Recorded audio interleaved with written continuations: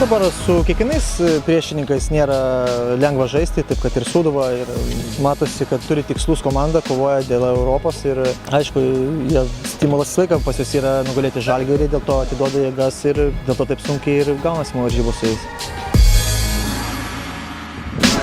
Mes nežiūrime ten kiek taškų atotrūkis, mums yra svarbios kiekvienos varžybos ir mes einam kovoti ir žaisti ir nugalėti kiekvienose varžybose. O tuom ir skiriasi Žalgiris, kad mes nežiūrim į lentelę, o turim tik vieną tikslą – žiūrėti savo žaidimą, nežiūrėti kaip jin žaidžia, kas mus motyvuoja.